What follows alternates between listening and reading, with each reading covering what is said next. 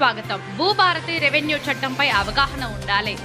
మెదక్ జిల్లా చిలపచేడ్ మండలం శ్రీలాంపల్లి రైతు వేదిక వద్ద భూభారతి చట్టం అవగాహన సదస్సులో మాట్లాడారు.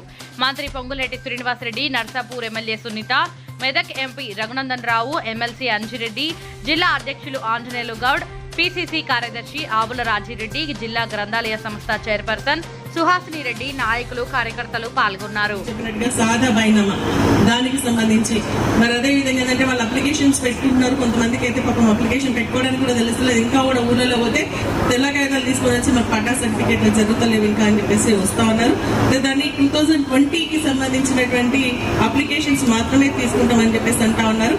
కానీ ఇంకా కూడా గ్రామాల్లో ఇట్లా రెవెన్యూ సదస్సులు ఎవరైనా సాదా బైనమా అప్లికేషన్స్ పెట్టుకుంటే ఛాన్స్ ఇచ్చి వాళ్ళకి సమస్య పరిష్కరించాల్సిందిగా ఇక్కడ ఉన్నటువంటి అందరి రైతుల తరఫున నేను మంత్రి గారిని కరెక్షన్స్ ఏదైతే ఎక్స్టెంట్ కరెక్షన్ మనకు భూమి తక్కువ ఉంటుంది కానీ రైతులు ఎక్కువ మంది ఉంటున్నారు.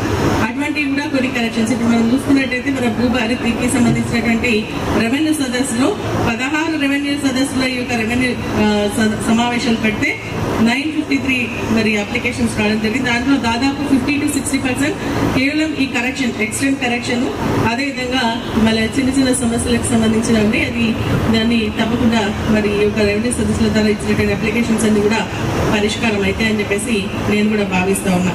మరి ముఖ్యంగా ఏంటంటే ఈరోజు ఎకరం 16 గుంటలు ఏంటి ఎంఆర్ఓ గారు ఇది?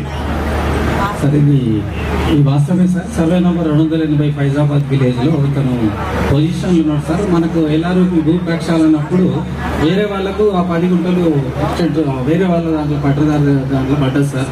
అతన్ని తీసేసి మనం విచారణ చేసి ఇప్పుడు ఫిజికల్ గా చూసుకొని వాళ్ళకి నోటీస్ ఇచ్చి తీసేసిన చర్య ఉంది సార్. నోటీస్ ఇచ్చారా? నోటీస్ ప్రిపేర్ చేశాం సార్. ఒక